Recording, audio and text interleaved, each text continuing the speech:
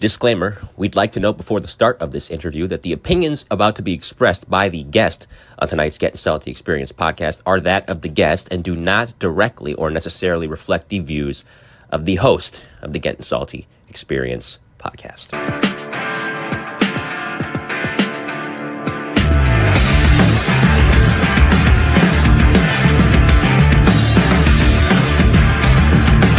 Put the fucking fire out! You're listening to the Gettin Salty Experience podcast.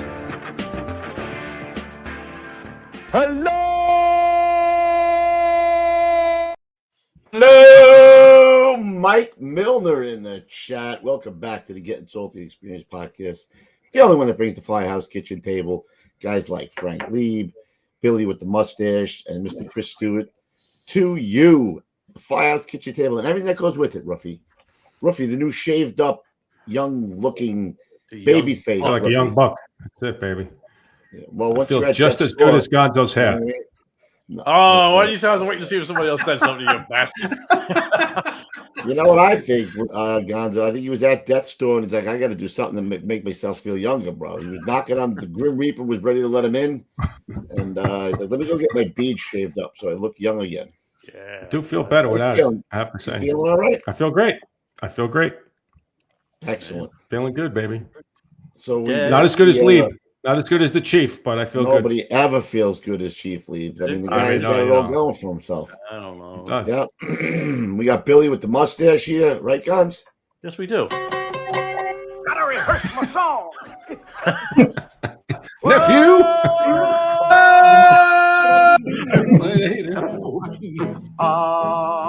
Come on. Anyway, so I can keep going. I made a special push button just for you.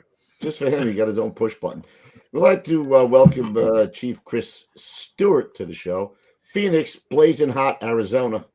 And we're going to talk about two more fires that you must know, right? Mr. 122 degrees. Mr. 120. Wow. He's Mr. Heat Miser. I wouldn't have done good over there. How cool. Oh, man. Oh, my God. No, he's not good. I don't know if anybody does. He's not good I sweating. wouldn't have done good. No. Good thing I came a fireman. Good idea. Yeah. What commercial we got to play today, Guns? We only have Armor Tech. Armor Tuff, and we have the this other one that our guest in the corner would like to share with us. Okay, let's get it going. We'll play that one at the end. We'll space. Yeah, we'll at the end. All right, let's get from Vince. Here we go. Need a new floor for your fire station? Choose an Armor Tuff interlocking flooring system to cover your aging, stained, cracked concrete or epoxy floor. Around for nearly 20 years and proven to be the best choice in renovating your station floors, covering nearly 600 floors across the country, Armor Tuff is proudly made in America and comes with a lifetime warranty with floors that are usually installed in 1 or 2 days, depending on the size of your station, and no disruption in the process to your station's operations. Our system is guaranteed from chipping, cracking, peeling, breaking, or staining. The tiles are stain resistant and impervious to chemicals or volatiles that are used in the fire service. If you damage one tile, you can lift and replace without anyone knowing. And once it's installed, your floor would be easy to clean with just soap and water. It's not only for apparatus rooms. You can install an Armor Tuff floor in virtually any room and choose from the hundreds of colors from the Designer Series or, if you like, from the Utility Series floor coverings. Are you in need of gear racks, an extractor, or gear dryers? Install an Armor Tuff floor in your apparatus bay and take full advantage of a deep discount, saving you thousands of dollars on any of the Grove products line. Why install a breakable epoxy floor that'll need replacing in 5 to 10 years when you could have a floor that will last a lifetime? The Armor Tuff flooring system is half the price of epoxy and will last a lifetime without issue, more importantly. Join the hundreds of career and volunteer departments nationwide who have chosen an Armor Tuff interlocking tile floor. Call Vince today for a no-obligation quote at 908-917-7697.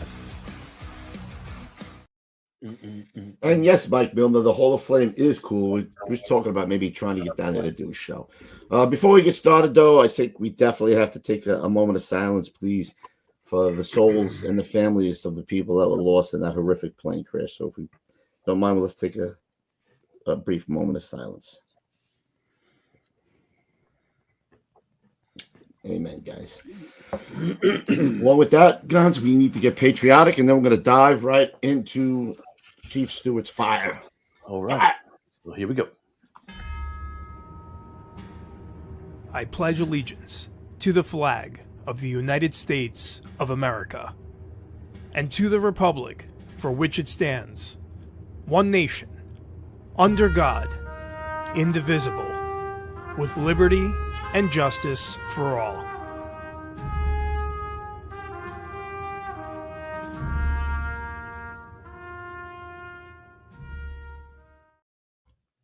So as you guys know, this is where we get this from. 30s Fires, you must know Billy Goldfeder, Frank Leeb, and friends. You guys will be at Indy, right? They're going to try to do something there where we get as many guys from the book as possible to come in, I believe, right? We don't have a time or a date yet, right, guys? We're going to have a book signing, and as soon as we know the date, we'll get it to you guys. I know you'll be there, and Louis will be there. Yep.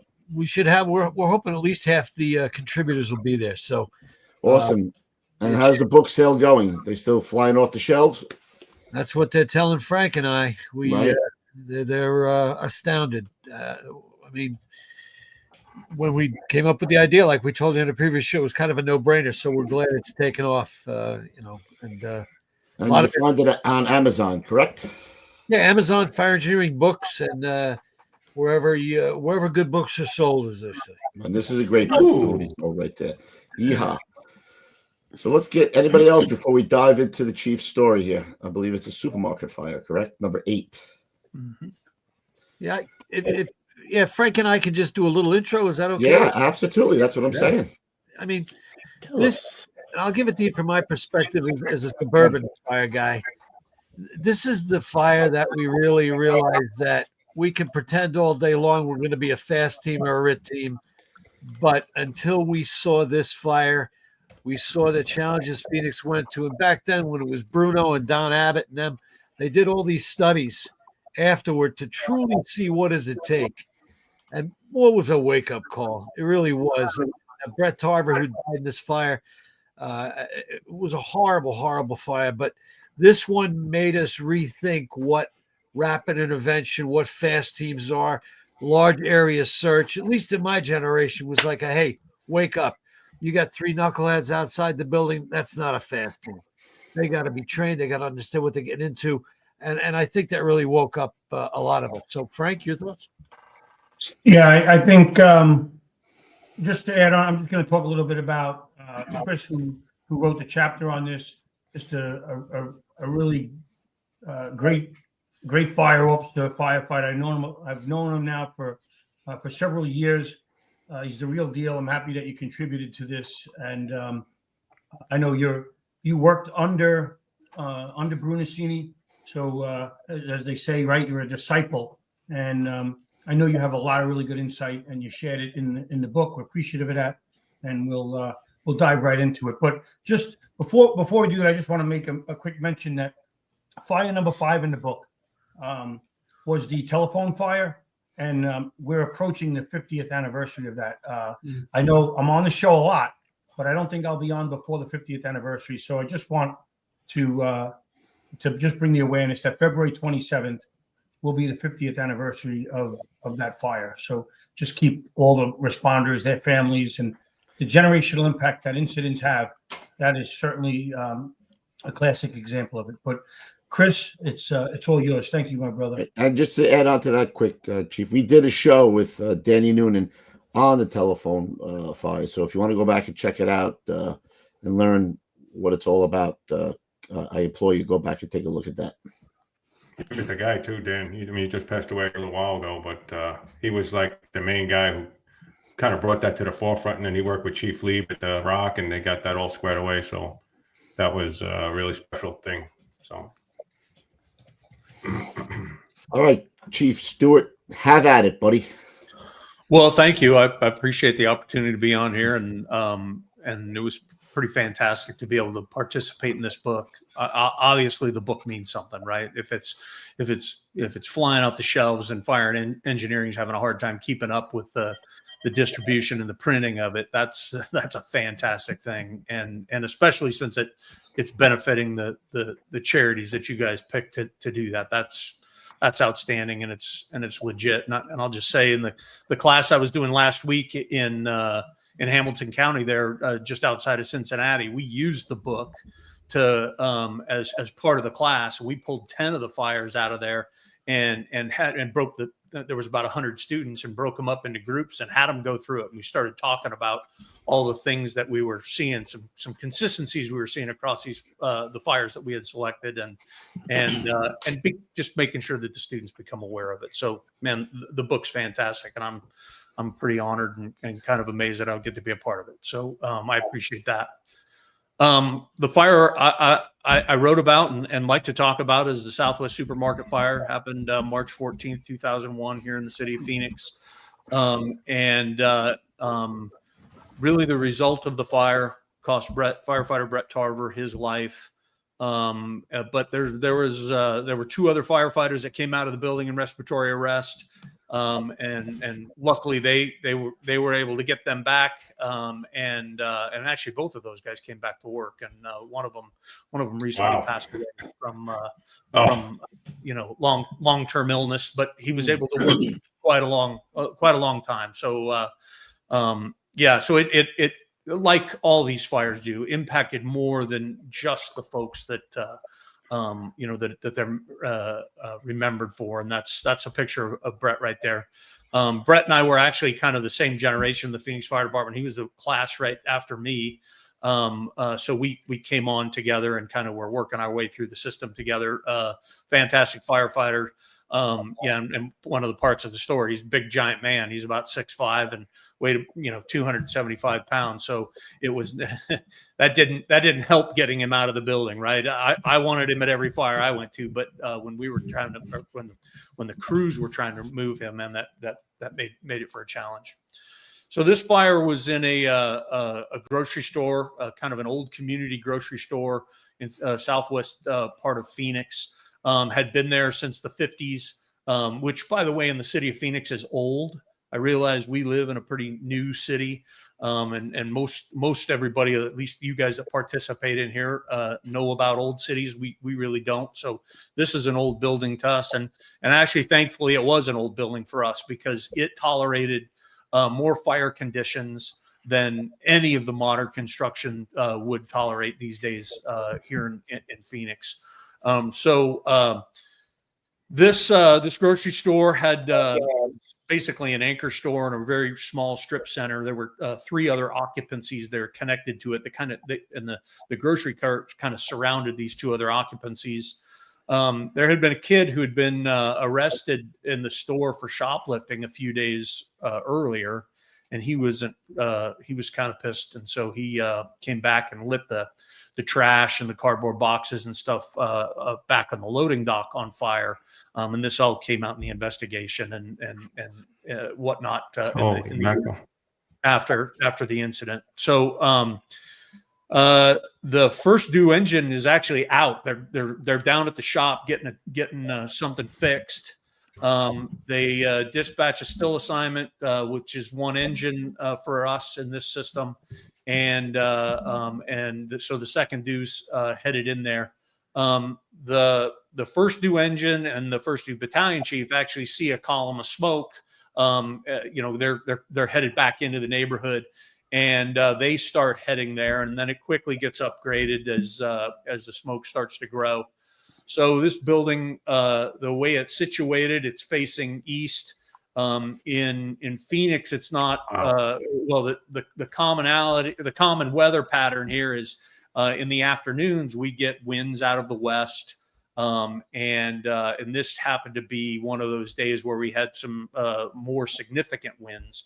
So as you can see here on the left hand side, where those power poles are, that's the loading dock area where the fire was started.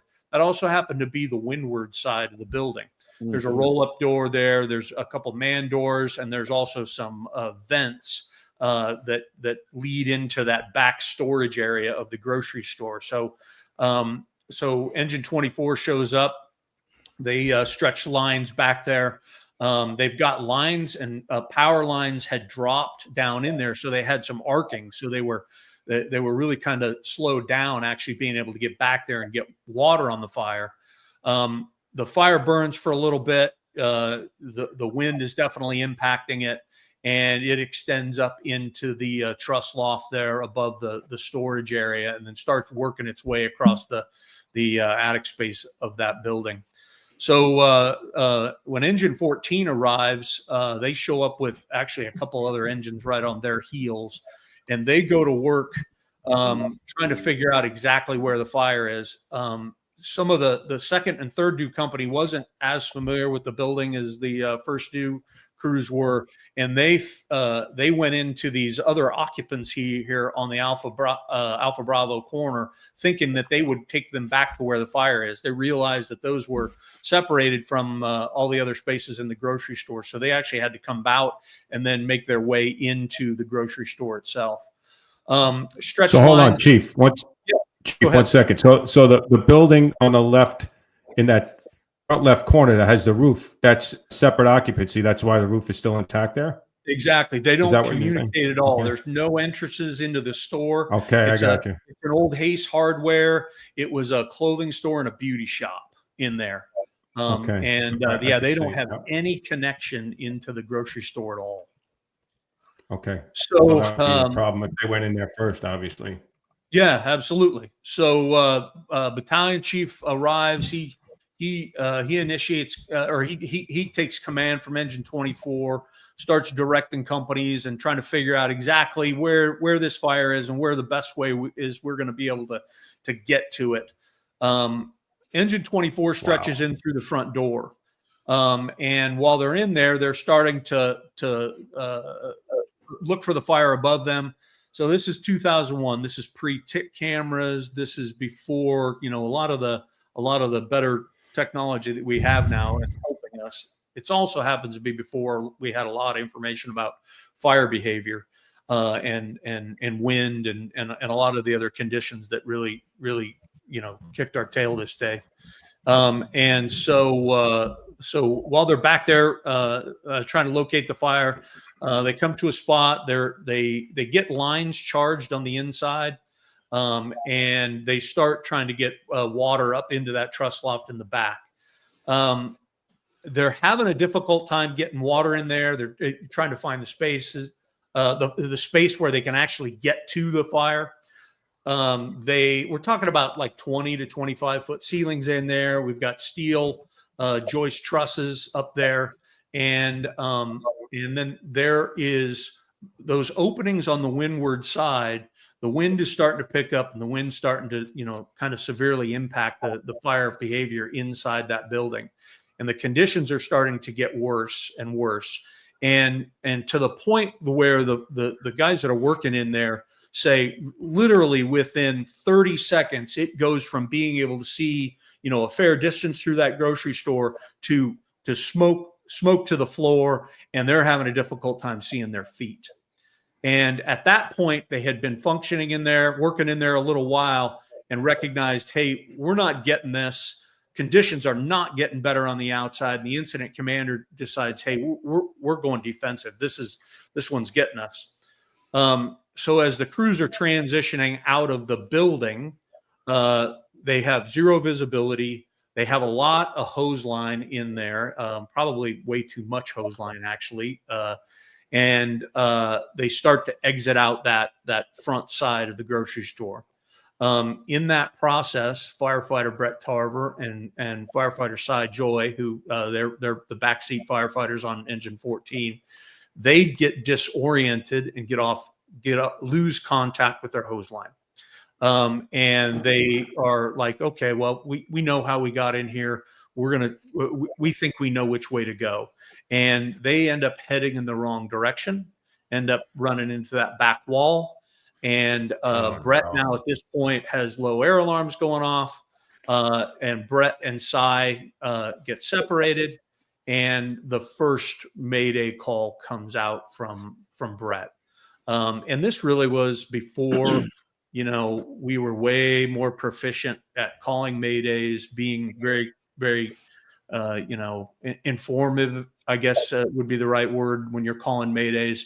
And so essentially his Mayday is, hey, I'm in the back of this store. I'm really low on air, and I need some help. And so at that point, the crews that had just exited the building immediately react to that, and they go back in. Unfortunately, they go back in, and many of them were already in the bottom half or bottom third of their air as well. So and so the incident commander ends up assigning some more companies to go and try and respond to this mayday, knowing where he is and knowing what from what position he came in on. Brett ends up running out of air, and he removes his mask. So now he's breathing, super toxic air. He's becoming very hypoxic. A couple firefighters, I know the company officer off engine 21 and a couple other firefighters actually get a hold of Brett, and now he's behaving, erratically. He's combative, and they're like, "Hey man, you got to come with us." And he starts to come with them, crawling out on the line, and then he pushes them away and goes in the other direction. So he's now become so confused because of the environment that he's not able to help himself. And by the time they locate him again, he's unconscious. He actually does not have his he doesn't have his bottle and his mask on, doesn't have his helmet on. His jacket is half off. So he's trying to, when you're in those throes, there's no, you're not making any sense in what you're doing. Yeah. So that was actually one of the reasons why it ended up being so difficult to remove him from the building. So over the next 25 minutes or so, crews work both from the front side and the Bravo side to get him out. They decide that they're going to take him through the Bravo side. It's a shorter distance to get out of the building, but it's the back of the grocery store, and a community grocery store that had just gotten, their delivery. And so the back of the store is just stacked up with racks of soda and produce and all this. So it's very, very difficult to get through. In the end, multiple crews work on getting Brett out of the building. Like I said, 2 other firefighters working on him, looking for him, end up coming out of the building in respiratory arrest because they just worked past their air, had to remove their masks, take that smoke in. Luckily, they're found quickly and removed from the building. In total, there's 13 maydays given at this incident. From what we believe to be 3 or 4. We're not 100% sure exactly how many people communicated maydays. And then he ultimately comes out of the building about the 50-minute mark of this incident. So like Billy said, a lot of the things that we draw from, well, there's a ton of things that we're actually drawn from this incident, and we can talk about, as many as you guys would like, but really there's the number one thought is there's no way that building should have lasted that long and tolerated that. One of the responses as they're starting to work on the building is, hey, we need to ventilate this thing. We need to try and get as much of this smoke out of here. But what we have is wind-driven conditions. We can't manage the wind impacting this. We end up taking all the glass on the front, and I'm speaking from a position of this is what we thought was best at the time, and this is everybody in the Phoenix Fire Department, right? And so the incident commander is like, all right, we need to get that glass out on the front. There's a truck company on the roof cutting ventilation holes, and in the end, those actions of drastically increasing those exhaust points and having wind-driven conditions where the fire was, we end up flashing that 26,000 square foot grocery store over. And I'm not super familiar with any spaces that big that have flashed over very often, right? And so as we're removing them out the back, they've got fire over their head. The grocery store now is burning like mad. And it got to the point where the chief in charge that had been put in charge there, that Bravo side, when engine 1 when engine 6 and ladder 1 went in, and he goes, hey, listen, if you guys don't get him out, we're stopping. They're like, you are the last ones going in. We're not gonna kill a bunch of crews in here. and that was met with the resistance that you guys would think it was met with, but it obviously did something for those crews because they got him out, and knowing those crews, knowing them very well, like they weren't they were both crews I want coming to get me, and so highly motivated, very skilled, and very fit. And so they end up getting him out of the building just in time. Within 5 minutes or so, we lose a significant part of the roof, and then we go on. Chris, really important point that that at that time, and I think that you're trying to say what we know today and what we knew back then, right? Two different things almost. And that time and previous, opening up was always a good thing. Always a good thing. Open it up, get it open. And this was one of those first fires in that, as we started to learn, most of the time we want to get it open, but there are times where we need to manage that a little bit better, right? Is that fair to say?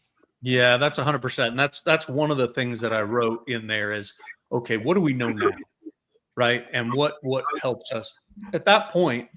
Ventilation, we considered ventilation as part of cooling the environment.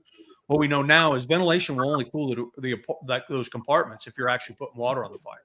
If we're actually getting control of the fire itself, as you add air, it's going to get bigger. It's going to get worse. And as Dan Madrukowski say, it doesn't get rid of the smoke. It's going to make more smoke. So those 100-pound brain guys at FSRI, they've been trying to help us a lot. I don't know. We got pretty thick skulls in the fire service, so it's taken us a little while to kind of learn these things that they're trying to teach us.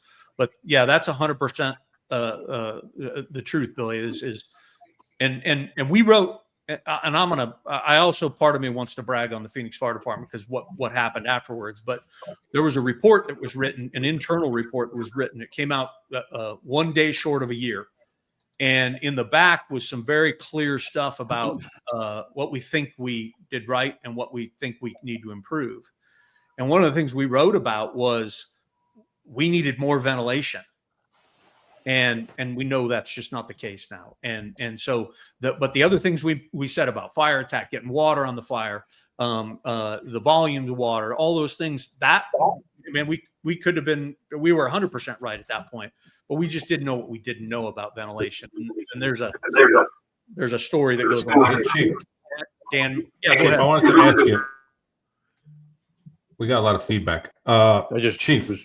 So let me ask you this. So looking at that building, that looks like a pretty deep building, right? So those guys made it to that office area, right? They made it to the mezzanine area or whatever that was.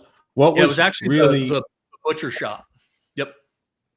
Oh, okay. So what was the fire in like a ceiling area, or what was the issue with them not actually getting water on the fire if they were in the general area all the way in the back there? Yeah, so it's in the storage area. It was a mix of wood and steel in that roof. It was all burning above them. It was not burning down in the store in any of the stores. Yeah. So all the fire was above them initially, and that's how it moved across that store. And it was all an open. There was drop ceiling in the grocery store part of it. It was open in the storage room part, and it just traveled through that open space, and it was all connected. That attic space connected from side to side, front to back. Chief, did you say it was a wood truss? It was actually steel truss throughout the grocery store. There was wood decking, and then a little bit of wood truss in and over the storage area there, where the closest to where the fire started. Okay. Hey, Chris. So you mentioned the Phoenix Fire Department, their tactics and all. It was, on March 14th of 2001. That was the way everybody did it, no matter where you were. And I think, so when we approached you about writing this chapter, the way you wrote the chapter is really a really good lesson plan of what we've learned, right? And it's so when we look at a fire like this with 20/20 perfect vision, we're able to look at and examine what we know, what we know, what we didn't know. And I think the evolution of not only Phoenix Fire Department, but everywhere, right? Residential tactics on commercial buildings, ventilation with suppression and coordination of that. I love the statement you made, the building tolerated fire conditions. And I know, I sat on the acquired structure panel, and we sat there in front of commercial buildings as we were burning these, and in some cases learning lessons, and in many cases reinforcing lessons that we had already learned. So this chapter is incredibly important in the story because it really meshes together the experience of your department at that fire, and the research and where we are today, and how the fire service has improved because of this fire, not just the Phoenix Fire Department. And I think when you think of a fire that you must know, when we're able to have so many takeaways from it, is the true value and the true way that we never forget firefighters such as Brett Tarver.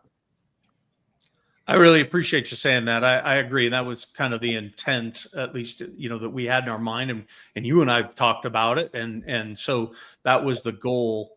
I will say that it wasn't a mistake, or it wasn't an accident what happened afterwards, right? Because I happened to work for probably the most progressive fire chief that that we've seen, maybe ever. And his position was that and he said it the next morning. So he was actually out of town teaching. They call him up, and as the guys who called him up said, "Hey man, we had to call the old man and break his heart. We lost a firefighter." And so he jumps on a plane overnight, comes back, lands, and pick him up. He said, "Hey man, let's go there right now." So head over to the fire. Fire investigators there, they take him through, and right then and there, his decision was, all right, every company over the next 3 days on duty is walking this building. And so Phoenix is the kind of the big city in the valley here, but we've got like 20 other agencies in around us, and we all work we're all dispatched by the same place, and we all work without boundaries. It is like a big system. And so everybody in that system walked it the next 3 days. And his goal was, I don't want any nonsense going on in the firehouse going, yeah, that wouldn't happen to us. That was them. That ain't us. That was nothing. Everybody's going to get the same sense of walking through that. I can tell you what the back of that grocery store smelled like when we walked through.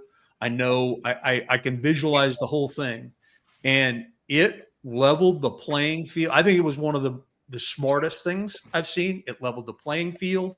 And really for the next 5 years till he retired in 2006, we were 100% as an organization focused on, all right, what do we got to do to not have this happen again?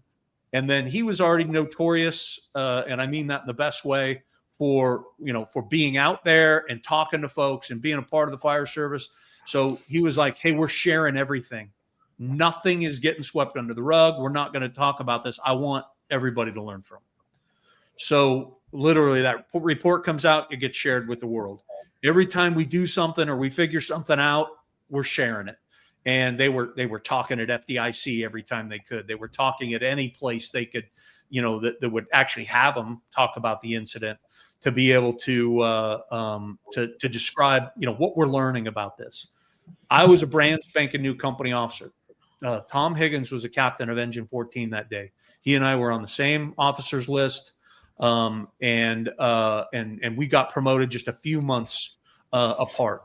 So I had been a captain for 11 months. Tom had probably been for 8 or 9 months. So my connection to him going through this is, I'm like, hey man, I'm in his shoes. This could happen to me tomorrow, or me and my crew.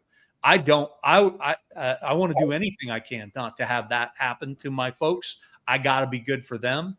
So, and I don't think I was in the least bit special in that. There were a lot of folks in the department thinking like that.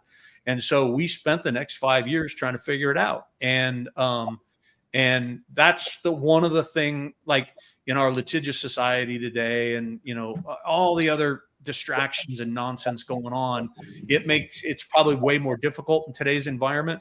But like if I had to be a boss going through that, I don't see any other way to do it than all right, we're going to be an open book. We're going to talk about this, and I want the fire service to benefit from it. Take what you need. We don't ram it down anybody's throat. We don't want to do anything crazy, but like there's stuff here that firefighters can learn from, and if it keeps somebody else from getting screwed up, or it helps another fire department actually do a good job, then yeah, man, that's what we need to do for Brett Tarver. And Brett's picture actually is in the front page of our operations manual. So our ops procedures has Brett's picture on the first page. And so it's named after him because what's in there, he still is impacting what's in there today. You got a question, Coop? I got a question. Good. Chief, I wanted, while you were talking, it just like things that stick out to me. And again, I don't know much about this fire. I wanted to come into this like totally spontaneous. So with the report or what you learned afterwards, when the order was to remove everybody, was like we've all been in that situation where we're operating in a store or we're operating in a big area, whatever it is, and the chief says everybody out, and inevitably what happens is people start yanking on the line, right, or whatever. They got to get the line out, right? But meanwhile, you have people who are searching around. You have a lot of stuff going on. So it was always, my thing, and I learned this from guys that I work with, was to make sure we had everybody. The line, that the nozzle was the last thing to back out, right? You make sure we have everybody and we move out in an orderly fashion, somewhat in an orderly fashion, obviously, unless it's really getting silly. But it didn't seem like that was the case here. I mean, you said it went to zero, but it wasn't like they had a tremendous amount of heat or anything. I don't know for a fact. But was that something that they discussed where it was asses and elbows getting out, or did they start to move out in an orderly fashion and it was just that he was off the line or something like that? How did that happen? Oh, that's a good question. So I think there's a few things at play here. When they first stretched our line back in there, they stretched dry. And that's something we try not to do now. And so when they stretched in dry in good conditions, they also brought in probably way more hose than they needed to. So they ended up with some loops in there. And though the aisles of the store ran front to back, as you're looking in the front door. So they stretch these lines down there. They've got loops of line. When the line gets charged, it expanded out, started knocking displays over. Things are coming down onto the hose and starting to create some difficulty there with kind of coming out on the hose. They started, I think, based on interviews and what has been discussed with those crews, when they started moving out, I think it started in an orderly fashion. But I think there was a little bit of oh shit creeping in and getting distracted. And then they're encountering things that have fallen on the line, and it gets them distracted, loses contact with the line, because I think they were getting a little bit impatient, like, hey man, we need to get out of here. And and I think that played a lot into it. And so what we took away is we're going to do everything we can not to stretch and dry. We're going to be way better at estimating our stretches, so we're not bringing a way more hose in the occupancy than we need to. And Chris, didn't following that, and you put all the companies through there, didn't you guys spend years with Don Abbott and others trying to figure out how long a stretch and how many people it takes? And can you touch on that a little bit? Yeah. So, it kind of got termed as the recovery. And I don't know where that came from. That was just the name of it. And so we put together this committee, and, like fire departments do. And there were folks looking at the command level and there were folks looking, down at the task level.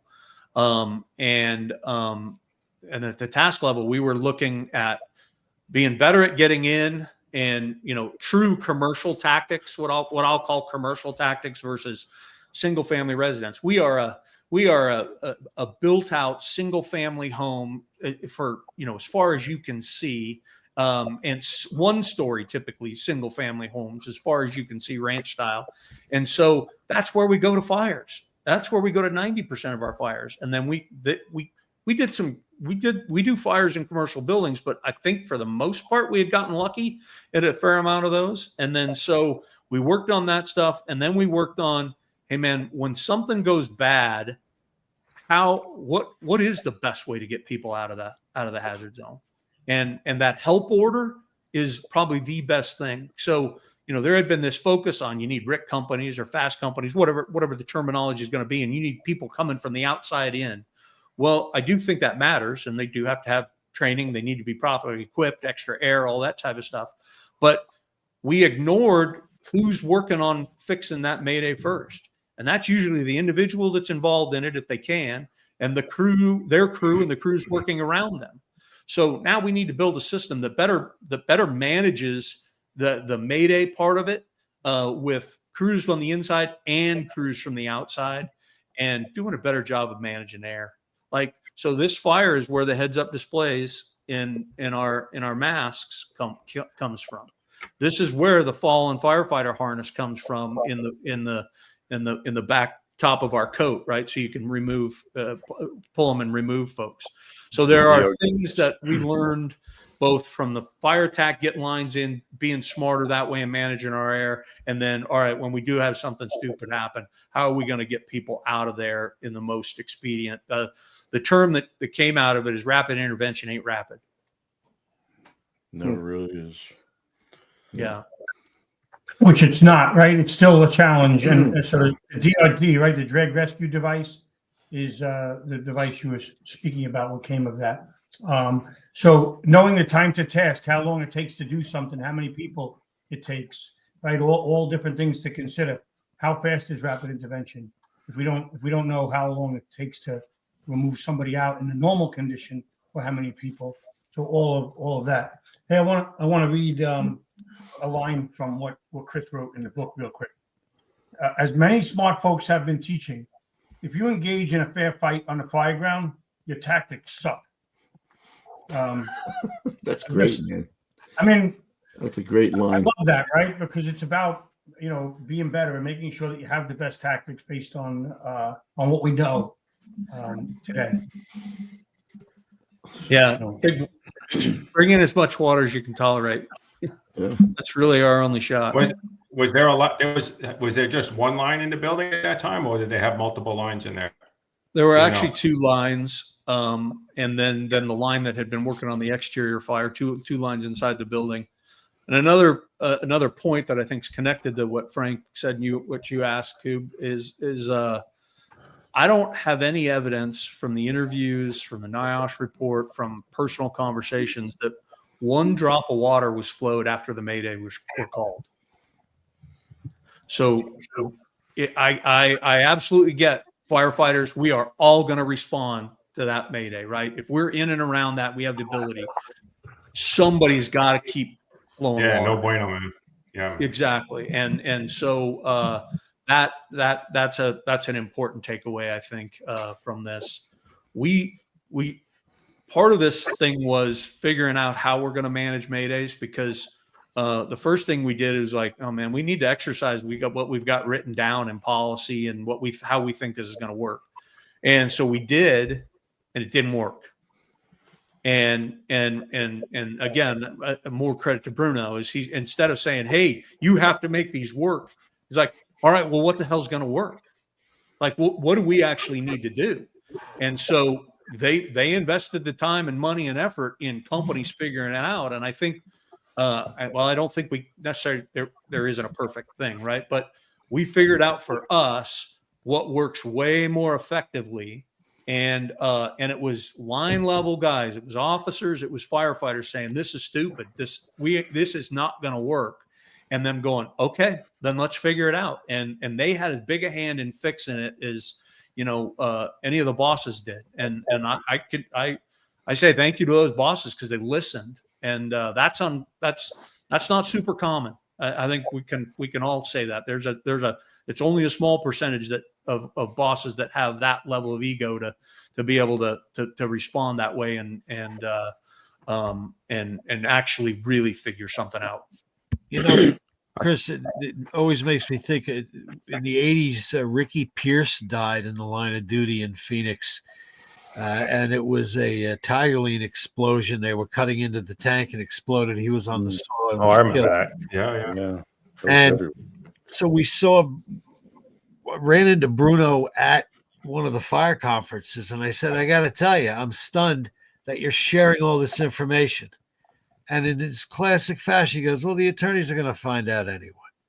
In other words, share what you know, right? And the same thing here. You're saying that he's not worried about attorneys. They're going to find us anyway. Here's what we did right. Here's what we did wrong. And here's how we can fix it. So whether it's Ricky Pierce or Brett Tarver, they matter. Their deaths matter, right? That's what you're talking about. Yeah, and it's one thing for. Go ahead. No, go ahead, Chief. I was just gonna say it's one thing for, you can write that stuff on walls and put it in your policies and do all that other stuff, but it's another to walk the walk. And I know that guy was like, I can give you a list as long as my arm of times he was walking the walk. That's who you want. Yeah. Mm-hmm. Yeah. I'll tell you, like everybody, we've been to supermarket fires and things that, like you said, you don't go to a lot of them, but when you get to them, and like you said, it can get shitty really fast. And I remember, especially later on in my career, I remember telling guys like that were younger in the squad, like, I don't like what's going on. We could be looking around for it, poking holes everywhere. They would have lines in there, whatever. And I remember telling guys like, you got a straight shot from here. If you can't see, you got a straight shot from here. Like I would just leave something with it if I was going somewhere else, or keep the line in between your feet. Even if you're just, because a lot of times you're just standing around, as a squad, let's say, or a truck, waiting for people to do something. If you're waiting for something. And I always used to give these like little things, like, because like you say, it goes bad in 30 seconds, right? And you don't have time to figure that out. Like if you're not paying attention to those things while while you can see, you know what I mean? I was thinking about the search rope, but these guys had the line already. But the search rope for me was a non-entity for me. You know what I mean? Because that's for later when you have to come in and search for somebody, like unless you're looking for the fire or something, those things always get fucked up. You know what I mean? Like, sounds like a great plan until you try to implement it in a 1,000 square foot, whatever the heck it is, some big building. It's never going to work. It never worked. You know what I mean? So it's the little things that I always felt you had to, you go to the floor above, you take the glass, you look out the window, you see where you are, put a ladder right here. All right, now I could do a better search when I'm above the fire, right? As opposed to just getting up there and just searching around and you don't know what the hell, you're in the middle of the room and then the thing gets hot and then holy shit, I don't have a place to get out. So, even in those types of fires, those types of things, I always felt like, and that's what stuck out to me when you were telling, not pointing fingers, not doing anything, but you got to be like really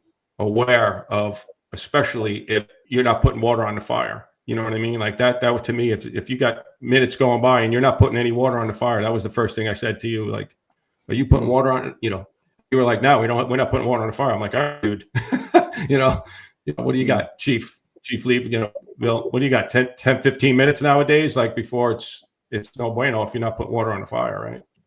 Not a good thing. Yeah, it just doesn't take long. Scary. So just, Chris said, the building was built in the 1950s. So think about some of the newer buildings. When we go to these large volume stores, and maybe let's say we go for an alarm ringing, right, or an odor or whatever. When we show up, what do? We immediately say nothing's showing, and we ramp down the response. But nothing's showing at these. These are huge. If you then you use the 30-foot ceilings, you show up and there's something. Then you use. That's about the only time you use the search rope. Yeah, think about, you could have if you have something showing on arrival, you have a significant fire. So by saying that nothing's showing on arrival, we could be potentially setting us up. If there is a fire, it may just not have grown to where we see it because it has a lot of volume to fill up before we would see it. So just an unrelated point, but still a good point for this topic. I think too that sometimes time could be a funny thing. Like you could be in there and you think you're in there for a long time, but you're really not. And there are some times that vice versa, right? You kind of get the time gets kind of lost, sometimes.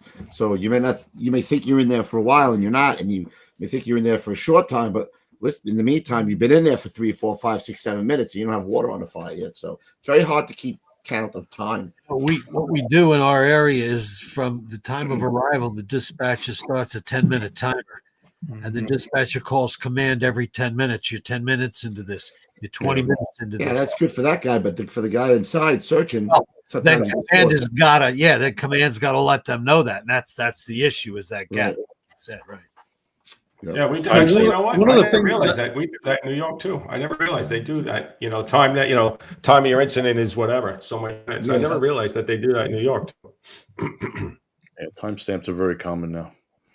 So one thing I'd like to say why I think this book's important. So I find, I ended up being the training chief for a while and doing other things, right? So I'm teaching and teaching in the college system there. That's kind of, you go through the college system working on your promotion stuff. And I was actually a little bit shocked the first time I had a class in a tactics and strategy class for aspiring company officers, and maybe 100 people in the class over a couple nights. And I asked the class, hey, all right, how many of you were on the job when this happened? Nobody. Wow. And so now it dawns on me, this is just a story. Like, we've reached a point in time where this is a story. I don't have emotional, none of these young guys and gals have emotional connection to it. And I'm not saying this is bad or anything, but now it's not in their head like it's in my head. And so the key with books like this and training and the stories that you guys are putting on is so stinking important that this information gets passed and shared, so that the folks that are paying attention, they can, even though it wasn't like being there, they can gain pieces of knowledge like you're talking about, Lou. There's something there, for some reason I don't like this, and this is, and trust your gut. Do something about it. Yeah.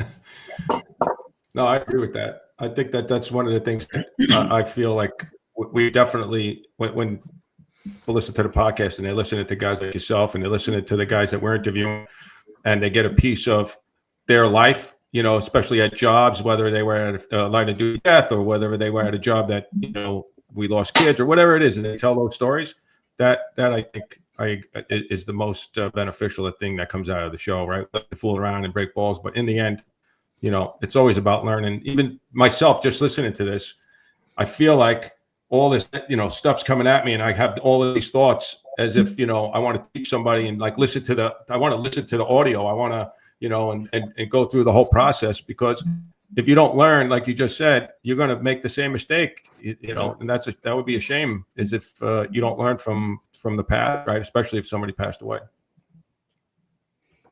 For sure. Which is why we're so appreciative of you guys hosting so many of these 35, because as a companion to the book, these podcasts let you hear from and get you additional information about these fires, like in real time, because, to a great degree, experiences are transferable. Yeah, you weren't there, but we could learn. There's a lot you could learn about it, and the different nuances of the incident, that the next time you're out the door, you're going to operate more efficiently, effectively, which would lead to safely.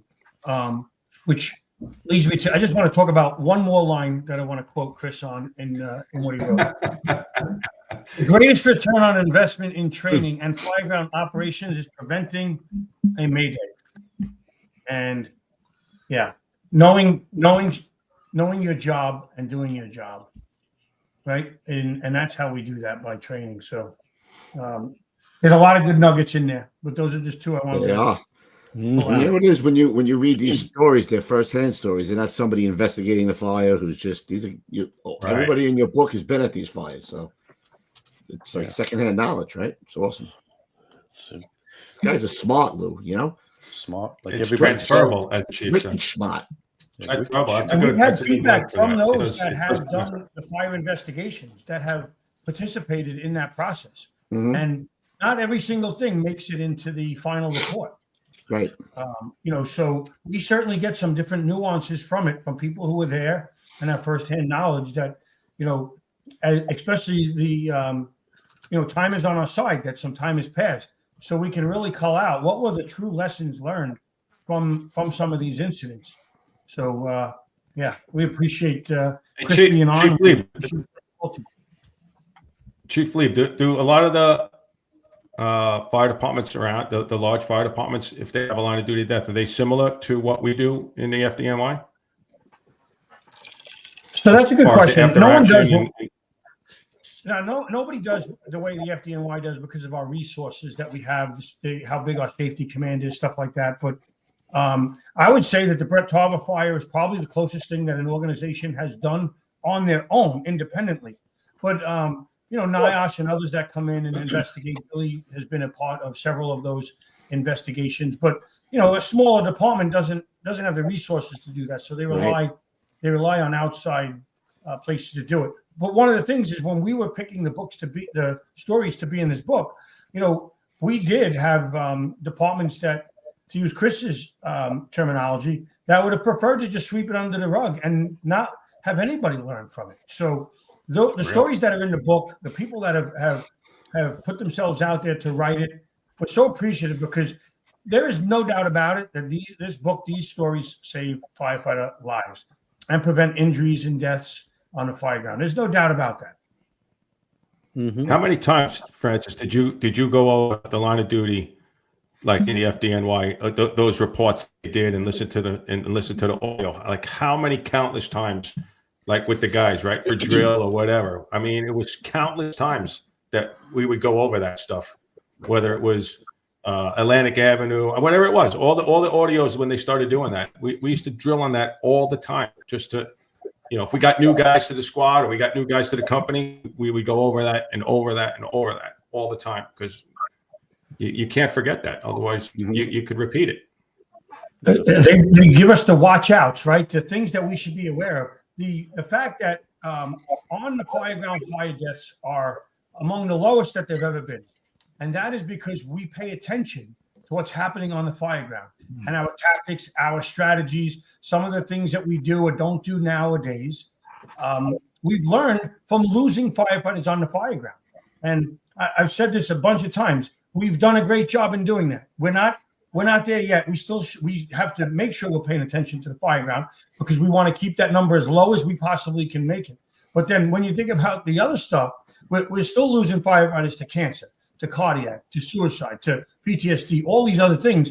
So we have to keep our eye on the ball on making sure we're safe on the fire ground and then look at all these other ways that we're losing our brothers and sisters off the fire ground and bring the total number of line of duty deaths down. But we've done a great job, and books like this and stories like this and experiences like this that we pass along hopefully we'll continue to keep those numbers low on the fire ground. And you make a great point there too, Frank, that we did reach out to certain organizations and they said, no, we don't want to participate. We really don't want to talk about it, things like that. And that also ties into the fact that a lot of people don't realize NIOSH is not a requirement. A department can refuse NIOSH. And there are a couple of very significant line of duty deaths in the last couple of years where the department said, no, we don't need NIOSH, we're fine. That doesn't make any sense at all. Really? Wow. It's crazy.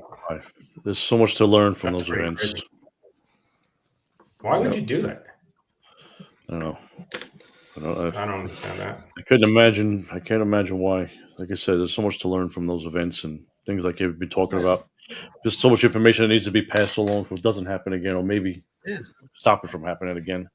It's between that ego and what Bruno said. The attorneys are going to find out anyway. I was just going to say that. Yeah. Bruno's one of his more famous quotes is "Egos eat brains," and that works like right here. I think. I like that.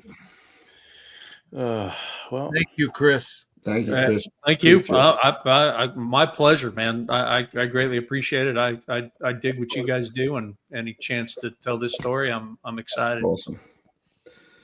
So, how many have we killed now? How many we got down? We got about 8, right? 6 or 8. 22. I'm not sure. Yeah, Billy asked me that in an email last week. How many? And I didn't get back to him yet. So, right. We've done a bunch. So, Chris, thank you. Now we're doing another one tonight, aren't we? We are. So you guys are ready. I'll give you my story. Chris, you're going to stick around with us? I'd be happy to stick around. Heck yeah, he's done. So I'm going to start off by saying I know Mike Milner is in the chat, and Mike was at that fire. So, Mike, if you have anything to add, feel free. That day, I got to work with so many greats. Captain Murphy was my captain that day, but in Rescue 4, you had John Gain, Mikey Milner, Brian Hickey, Ford, a lot of great guys. I only had 7 years on the job at that time. It was a Fahey, right? It was Father's Day, June 17th, 2001. It was a really hot day. And we had a fairly young crew because Father's Day, usually you let the guys who had kids get off and you had worked. So it was a Sunday. We were doing, we did the kitchen on Sundays, right, Roof? We were in the middle of doing the kitchen and a hazmat run came in. Hazmat 1 down in Astoria. So the squad is the hazmat tech backup to hazmat. So it was the Captain John Flynn working in hazmat. P.D. Brennan was working the detail over there. Timmy Regan, a couple other guys. And in the squad, it was Captain Murphy. Adam Rand, who we lost on 9/11, was driving. In the back was Timmy Garrity had the nozzle. John Berner had the backup. I had the hook. Timmy Murphy. Timmy Murphy, thank you, had the control. So the run comes in, and funny enough, Captain Flint says, John, to Dennis Murphy, it looks like it's nothing over there. It's a supermarket with a smell of an odor of gas or something. And he says, we'll just take it in. And Captain Murphy goes, no, it's our box. We're taking it in. So we have two pieces. We have the first piece, and we have a second piece, hazmat tender. And the two guys driving the hazmat tender were myself and Timmy Murphy. We turned out to go down towards the supermarket, and all the companies right in that area, all the first two companies were at the supermarket. And I had worked in ladder 116 for a while, so I knew a bunch of the guys who were first due there. And a couple of them were over. We had to actually edit this a little, Chief Leeb, right? In the book, a couple of guys were breaking my shoes. Joey Vasilla was breaking my shoes about the bread wagon. He's like, "Oh, what do you got? Some loaves of bread for us, Coobs?" I'm like, "No, I got your sister in the back, Joe." So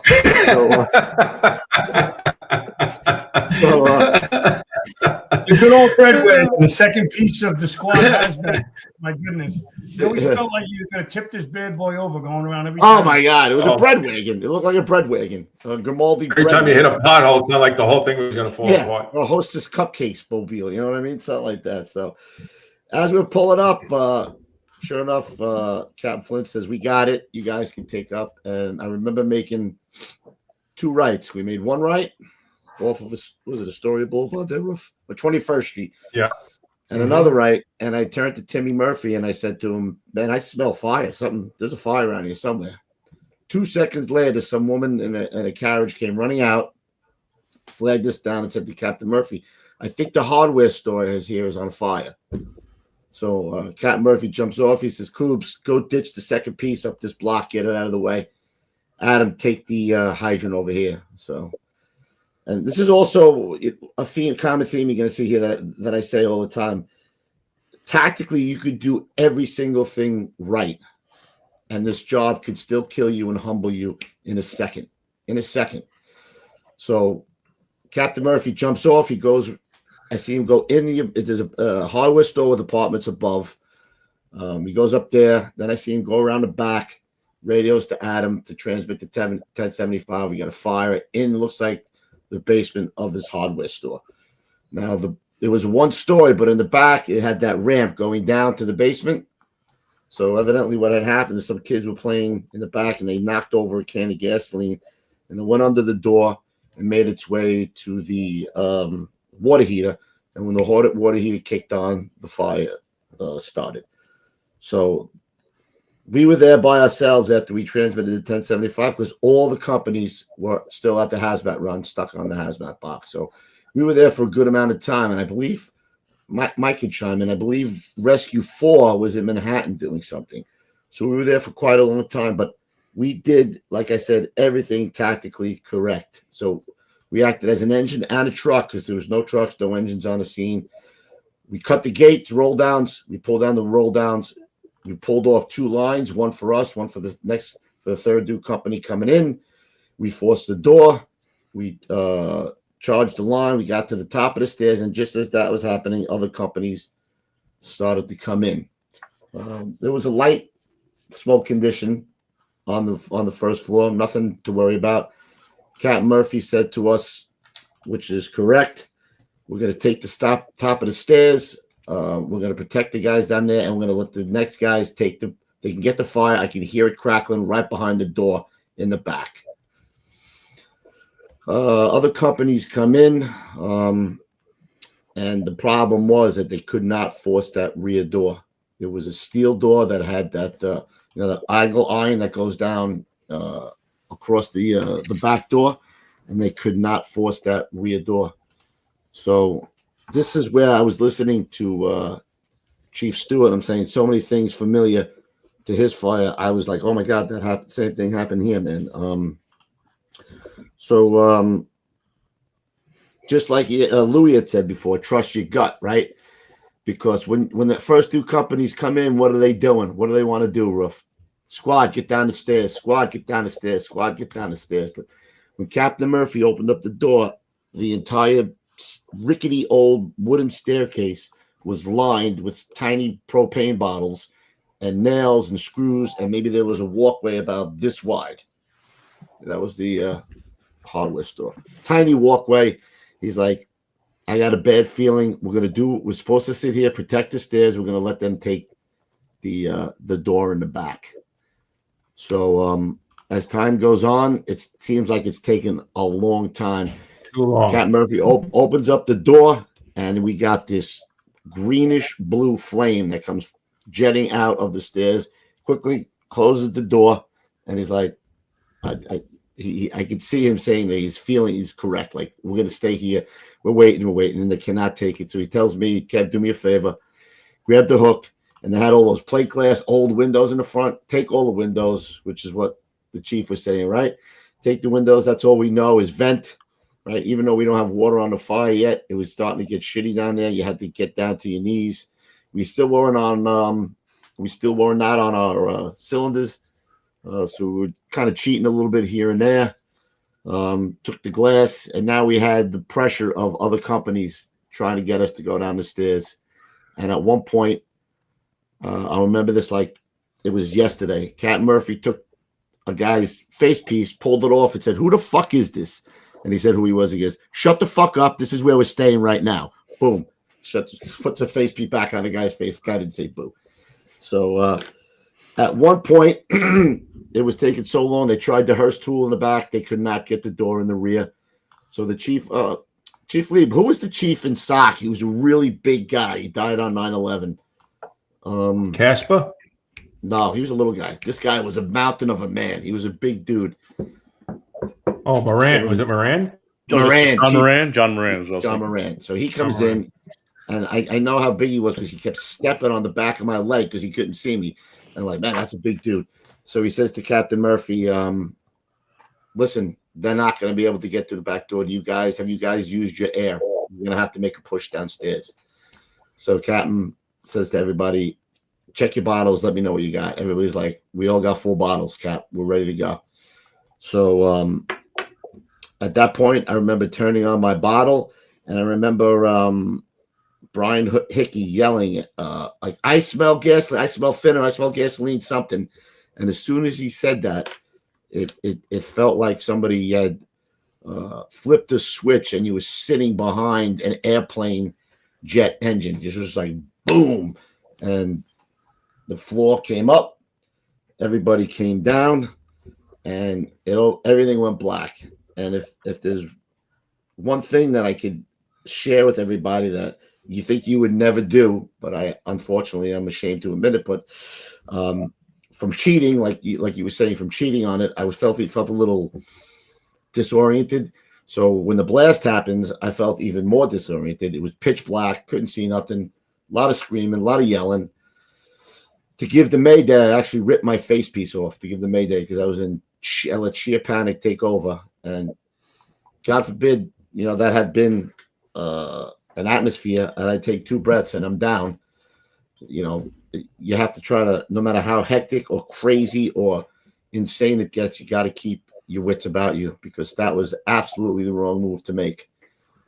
So where we came in now, I couldn't see the front anymore, but I could see a tiny, tiny little circle of light, and I can hear some voices. And I just started crawling slowly towards the voices, and then I couldn't crawl no more. And believe it or not, Hazmat 1 came to the box, and I had guys, as much as we make fun of the guys in the Hazmat, I had Dennis Scalzo, Timmy Regan, and I don't remember who. Oh, George Howe actually dragged me out. And when I got out, there was Captain Murphy laying down on the side. He had torn his ACL. John Bernard tore his ACL. Timmy broke his ankle, and I broke my kneecap. And we actually came out exposure 2. The entire wall was gone, came down. And when I came outside, hold that for a minute there, Gonzo. So if you see where it says approximate location of the stairway in the building, that's where the stairway was that we were at the top of. Now, people they kept asking, how did Fahey get to the basement? How did Fahey get to the basement? I remember seeing him on out to take the windows. I remember seeing him coming out from one of the apartments above, and I can't remember exactly, but I vaguely remember seeing him at the top of the stairs.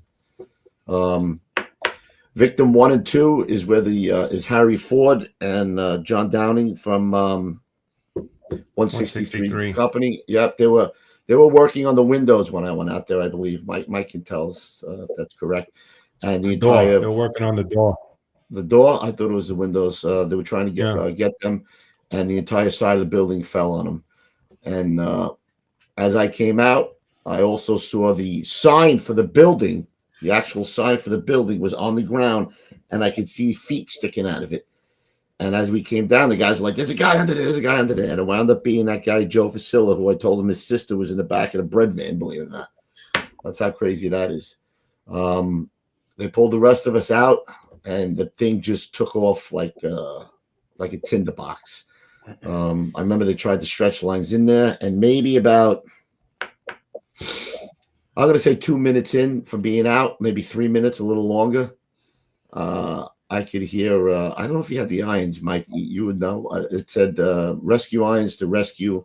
I'm under the stairs. Come get me. That was Fahey. I remember it was Fahey. I think he had the irons. And then he waited a little longer, and he said it again, rescue irons to rescue. I'm under the stairs. Come and get me. And and see, Mike says he helped get Joe out. Yeah, they were working on Joe. He was underneath, and that's the only thing that saved him. He got his back was a little, some of the bones in his back were crushed and stuff like that, but he survived because the sign fell on him and the debris fell on top of the sign, and he wasn't crushed by the falling debris. So, like in hindsight, I said, I feel like we did everything correct. We dropped the 2 lines. We took the roll down gates. We stood at the top of the stairs, and no matter what, you can do everything right, but it can come get you at any time, man. Mike was on the 2nd floor. Yep. I remember that whole thing, guys, talking about, Brian was in the squad with us. And then he transferred over to the rescue, I guess, a year or so into it. And they were saying how calm he was, just talking, saying, I'm under the stair, this and that. And the guys were trying to get down the stairs to get to him. But it was just burning too hot down there. And I guess they weren't putting, couldn't get water on the fire. I know Ray Downey. I had heard Ray Downey had a line. Yeah, Chief Downey, ILP showed up with his dad. They showed up off duty.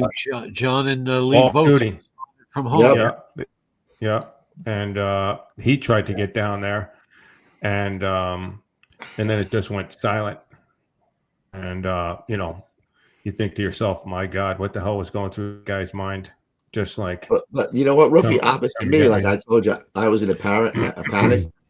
Fahey, because he was seasoned, he had the confidence that his guys were going to get him. He was calm as a cucumber. It's like rescue 4 irons. I'm under the stairs. Come get me, man. Just like that. Like, yeah, that was in that. I keep trying to get a coverage over the Dateline story they did for that whole year for the FDNY, if you guys remember. Mm-hmm. And that's where that interview came into play. It's another one of those things that gives me this goosebumps. But what happened with that too is when the building went off, just the force of the blast set the chief. I think it was Artie Messbaum, and everybody was just disoriented. It was just, so there was like total pandemonium outside. Nobody had control at that time.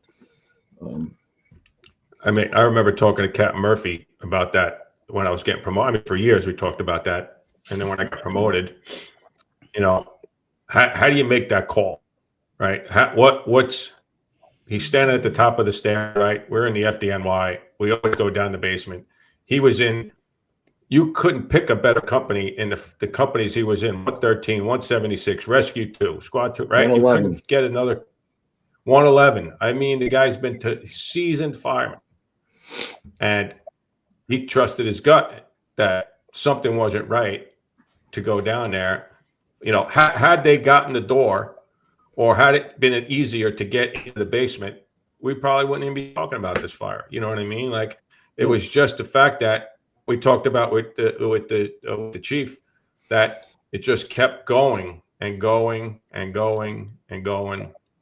And whenever that happens, nothing good happens, man. It's just not good. You said before, he had a bad feeling. Had we gone down there, I think he would have took us, the first two truck, and Rescue 4 down the stairs, and we would have lost how many more guys? I truly believe that, because they were popping off. The bottles were popping off every time we opened the door. We could hear the propane bottles exploding. So we would have let everybody down there. And I tell him all the time, because he kicks himself a little bit, but I tell Captain all the time, you saved my life, man. You saved at least 3 companies' lives that day, because you felt something was off, and you trusted your gut. And not only that, companies were pressuring them to get down the stairs. Get down the stairs, squad. Get down the stairs. Right, well, that's what I always felt like as a boss. Like, how do you fight that, right? Because in the end, you could succumb to that pressure, right? Like, sure, you can, and people do, right? So how did he trusted his experience, right? He trusted himself, and I always felt like you had to trust your gut, and that's where that all came from when we were, as we got more and more time on the job is. And I used to teach that to my guys, trust your gut. There's a reason why your body is telling you this is no bueno. Your mind is seeing something, your eyes are seeing something. You have to trust that, and you have to make sure that you act on that. Right. Lou, you mentioned something that's the toughness or the guts of the officer to say no or yes or whatever. Mike McNamee in Worcester, right? Nobody else is going in. Yeah, that's another one. Great point. They wanted to hang him at that. He saved lives. He saved all the guys' lives. Yeah, no doubt. That's a great example, Billy. Really, it is. Another thing I wanted to bring up was Pete Brennan, who we lost on 9/11. He was working in hazmat, and one thing I do remember is that Pete was off and running around a building, and they were calling him because hazmat got another run to another borough, and like, Pete Brennan, come back to the hazmat unit right now, And then when the building exploded, Pete got on the handy-talkie and called for 2 rescues. We have multiple members down. I mean, you can find it on YouTube somewhere, the transmission. Cool as a cucumber, yeah, man. I've heard that 1,000 times. Yeah. And he was a guy on the job.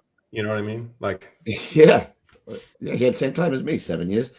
So one thing I don't understand, I don't know if you have any insight on this, Chief. Why did they knock down that building immediately? I don't know why they knocked it down so quickly. That's a good question. I don't know the answer to that. Yeah. Sounds like a cover up. Sounds like a cover up. Here we go. That's certainly that. I mean, there were other fires, right, where the buildings were removed pretty quick as well. Avenue, Atlantic Avenue was the one that. Atlantic Avenue, but it seems like we've gotten a better handle on that, where that doesn't happen anymore. Right. I don't know. Kind of pissed me off because it leads us to,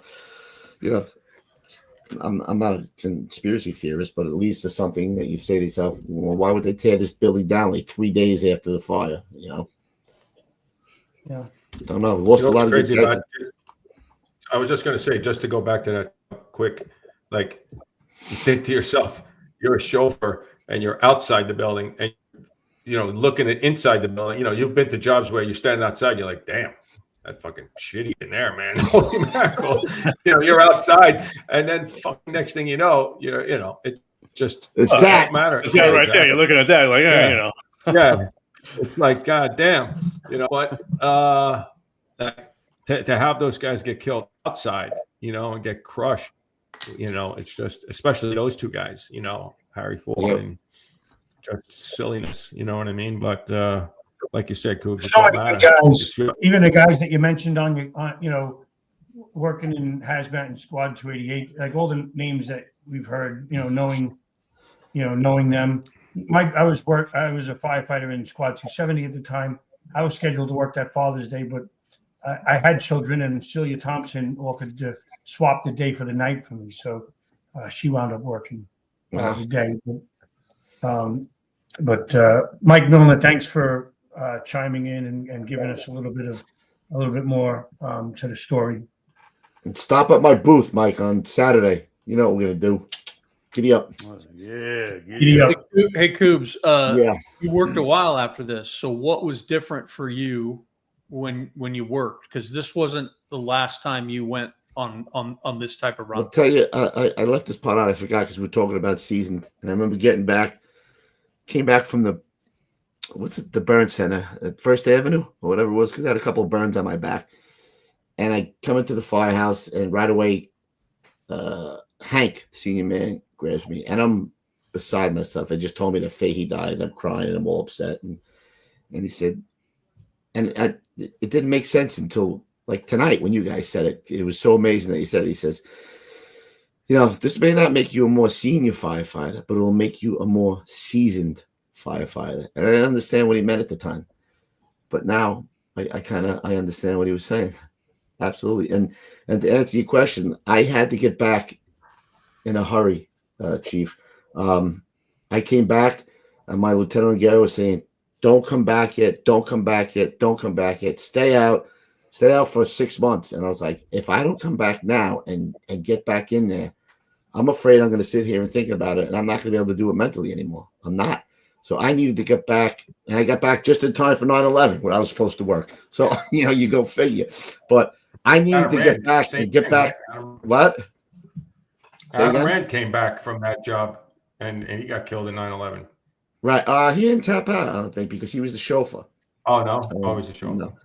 But for me, I had to prove that I could get back on the rig and know I'd be all right, because I was shaking. I'm not afraid to admit it. I was shaken by the job. So once I got back, got my first run, got my first job out of the way, I think I did the right thing by coming back. I wouldn't sit home and go on light duty. I wasn't having it. Had to get it back in there. And Coach, I appreciate you talking about that, right? Because it's not just the brothers or sisters that we lose that get killed in the line of duty. It's those that get injured. It's those that are there on the scene when something like that happens. There is such the impact is not isolated. It's far-reaching and generational. And when you're involved in it, listen. It's why Lou says we drill on these, we train on these to make sure that we pound the message into you, because it's important. Because think about it, we could go back, if we could change the trajectory one time and make it where a department, a community, whoever doesn't have to go through this, because it's not just the people that get killed, it's everybody else that is fighting to get back to work full duty. It's Captain Murphy's, it ended Captain Murphy's career. He couldn't come back. It ended a couple of careers. So it's just why Captain would come back from that, right? I see that. I was just thinking of that. Yeah, he came back. Yeah. So because that's what we do, right? We want to get back. That's why I kid you about this, but if this saves one life, it's worth every single page that's printed in here, man. And I think it's going to save more than one life. That's why I truly believe in this book. I'm not just greasing you either. You know what I'm saying, bro? This book, these conversations that we have, we all make a difference with these conversations. I appreciate that. So I appreciate guys coming on here and telling their stories too. I love it. We got a couple more we're going to work on as well. I want them all, Billy. Give me them all. There's lessons to learn. Is there another book in the mix? What do you got? Like another? Oh, he's got another one. 30? He's got another one coming.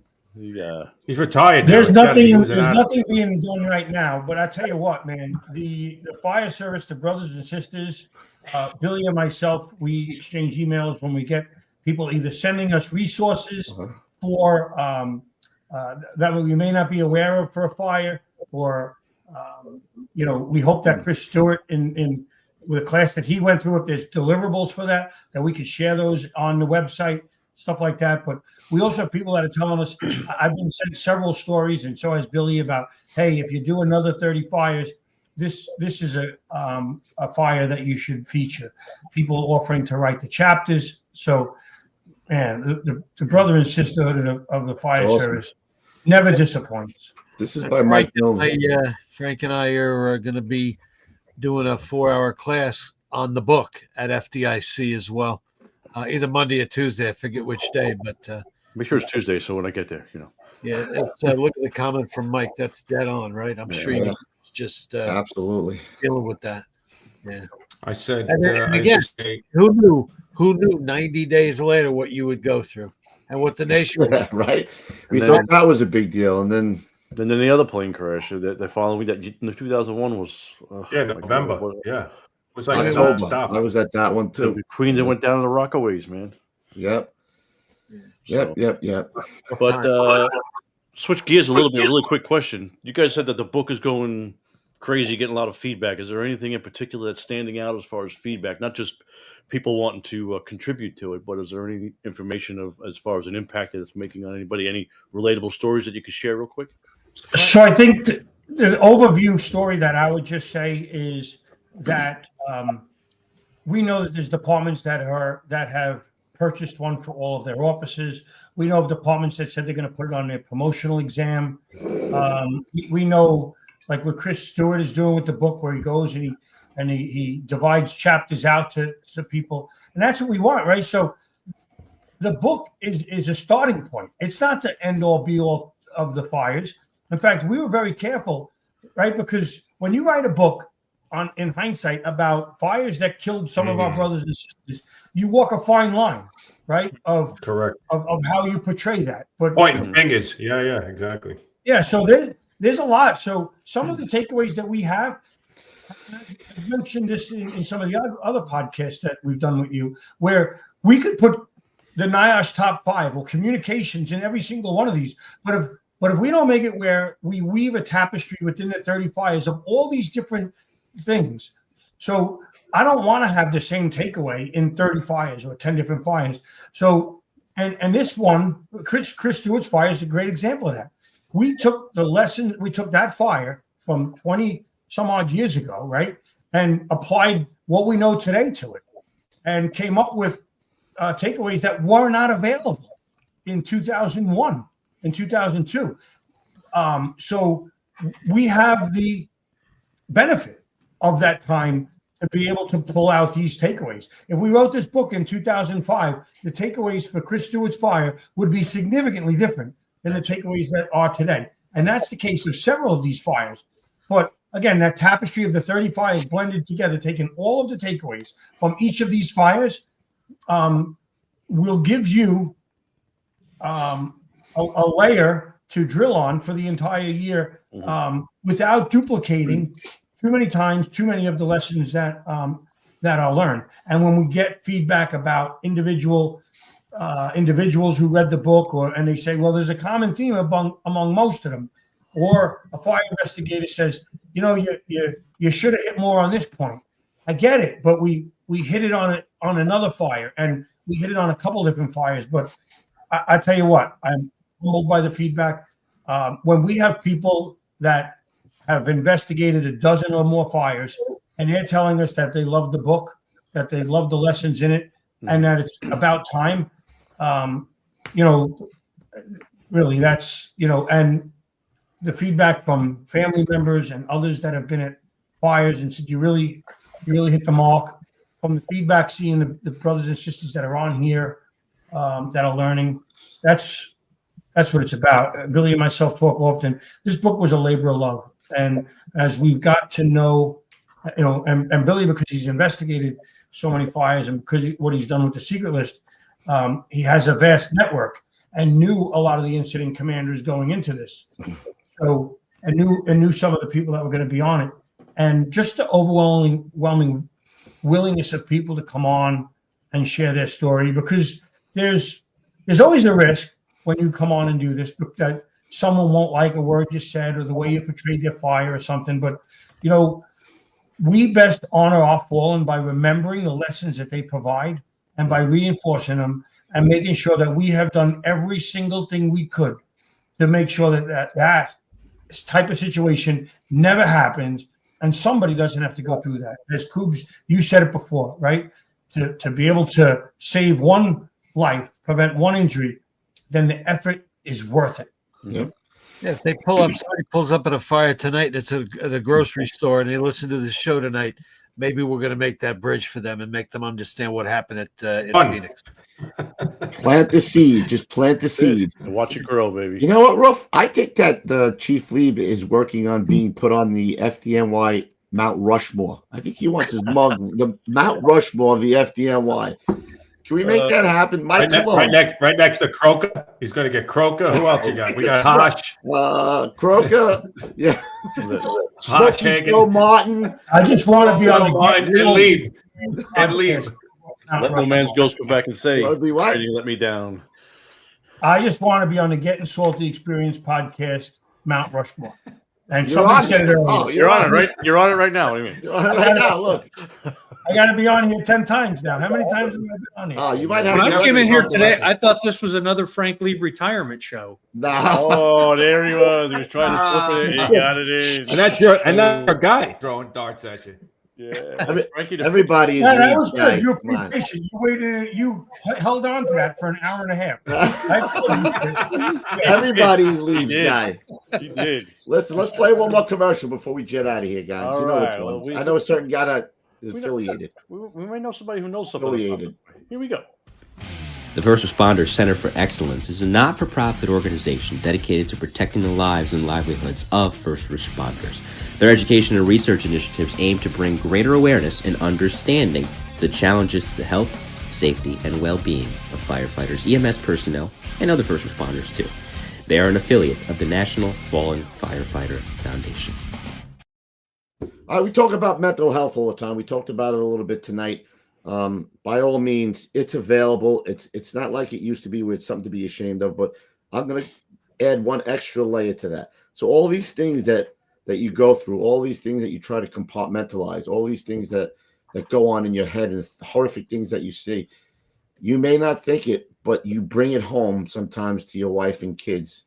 So I know the FDNY offers services for kids and for your wife. So don't hesitate to bring them in and let them talk about, because you may be, laying stuff on them that they don't know how to handle. You may be, shoveling off some of this shit onto them, and they need to talk to somebody. So I know it's available in New York, and I'm sure it's available in other cities. So get yourself checked out. Bring the wife, bring the kids, bring Louie, bring Chief Lee, bring everybody. Don't be afraid. It's not shunned. It's not frowned upon anymore. Insurance. Hey, I'm going to add to that as well. As I knew you would. Yeah, that's right. You got a conference coming up. You got a conference. Yeah, let's go. So the First Responder Center for Excellence, in conjunction with the National Fallen Firefighter Foundation, is going to be hosting a mental health and suicide awareness symposium in Nashville, Tennessee. We have an opening reception on March 19th at the Country Music Hall of Fame, followed by a day and a half of just amazing speakers that'll be there. It's $350. It costs us more to put on the show than the cost of admission. We have the hotel room rates are less than half that they normally are in Nashville. The hotel stepped up to the plate and took care of us. Follow us on social media. We've posted about it. I know Billy's going to put something out on the secret list soon about it. And the spots we're about halfway full on the spots that are available right now. But jump on board. Come hang out with me in Nashville for a couple of days. What are the dates? March 19th, 20th, and 21st. So Nashville's a great town. Is the first night. Yeah, maybe they want to fly in a couple of celebrity speakers, Roof. You know, on the arm. You know what I'm saying? Put them up in a hotel or something.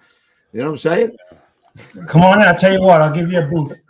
I'll give you a table a minute. I'll give you a table. I hear they play both kinds of music there. They do. Country and Western. Oh, stick it in your grandma. Oh, there it is. All right, listen, before we get out of here, Gonzo, where are we going to be tomorrow, Friday, Saturday and Sunday? Oh, here it is. We will be there. Leeb won't, unfortunately.